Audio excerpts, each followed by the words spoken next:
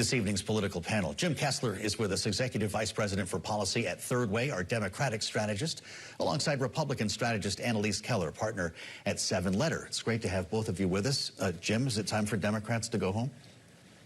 Well, I don't know. I mean, look, this is a drama that really shouldn't have happened. This is dirty pool, but, you know, we've gotten used to dirty pool. And I think what complicates this is the undercard is also, you've got the Senate Republican primary, and you've got both Republicans, John Cornyn and Paxton, like, they're using this as much as they can. And then you've got a Democratic primary for Senate, and you've got a state senator there who's using this to his advantage, plus Beto O'Rourke and Colin Allred. So the undercard of this fight has become almost, it matters almost as much as the fight itself. Isn't that the truth? The primaries are unfolding before our eyes here, Annalise. And in fact, James Tallarico, one of the Democrats who fled, might join that Senate primary because of the publicity that he's enjoyed through this whole situation. Do you want to see this start? Do you want to start this whole spiral here? Because California is ready to go. Gavin Newsom says, make my day. I think Republicans feel like they can because they look at the map, they see what Democrats have done. Certainly they haven't done it in this mid-census cycle in the way that Republicans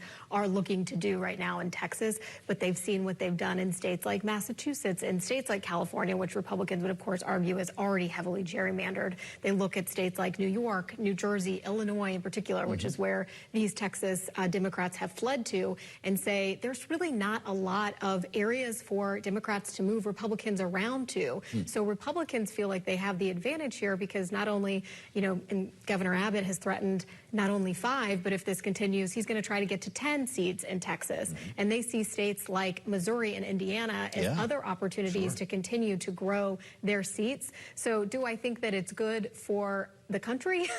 No, but I do think Republicans feel like they're in a better position than Democrats right now. Well, it's fair to give 2 answers to that, I suppose. Jim, the Democratic response is that the difference here is that we're not doing this on the 10-year cycle, right? That Texas is just pulling the trigger right now because they can. Right. I mean, this is dirty pool.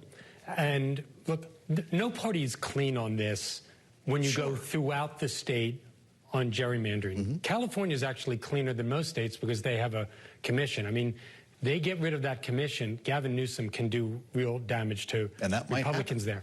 And that could happen there.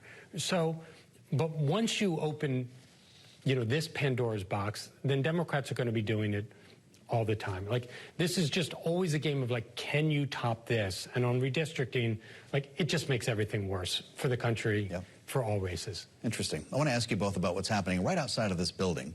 I don't know if you saw any National Guard troops on your way over. I'll be honest with you, I haven't yet. And I've been looking for a couple of days. Maybe it says something about the neighborhood that we're in here.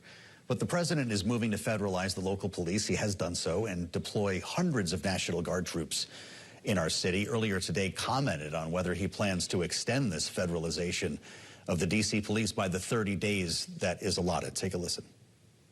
If it's a national emergency, we can do it without Congress, but we expect to be to Congress before Congress very quickly. And again, we think the Democrats will not do anything to stop crime, but we think the Republicans will do it almost unanimously. So we're going to need a crime bill that we're going to be putting in, and it's going to pertain initially to D.C. It's almost, we're going to use it as a very positive example, and we're going to be asking for extensions on that, long-term extensions, because you can't have 30 days. Long extensions, we'll see what that means, Jim, but he was asked also about statehood. There's been a big, of course, movement in that direction here. To get statehood status in Washington, D.C. for years. He called it ridiculous and unacceptable. You've been around here for a minute and have seen this city evolve in a lot of ways. Do we need troops on the ground in Washington and an extension of this federalization? I'm not going to speak as a Democrat. I'm going to speak as a resident of the District of Columbia who's lived here for 37 years. I'm appalled by what the president is doing. Congress stole $1.1 billion from the District of Columbia in the last budget bill. We're down 400 police because of that just from last year. Like, give us our money back. We have a U.S. attorney, Jeanine Pirro, who's a carpetbagger and is 75 years old. Like, get someone local and somebody younger who can do this job. And also, like, I'm not saying that Washington, D.C. is safe. Sure. It is not particularly safe. But boy, it is far safer than it used to be when I first moved here. Like, it is a materially safer city in many, many, many more neighborhoods than it was in the 80s, 90s, and early 2000s. And it's still relatively safe. Well, it's undeniable. The Department of Justice says 30-year low with crime. We have seen neighborhoods completely transform in the period of time that Jim is talking about, with enormous investment in this city. But it comes down to sometimes how you feel. Annalise, is that the story here? I've had people say, hey, you keep talking about crime stats on the air, but I feel like I'm unsafe when I leave. Yeah, 100%. I mean, look, I've been here for over 10 years. I've not been here as long as you. But, you know, as a female, I have never felt comfortable walking around the city at night by myself. It's something that I don't do.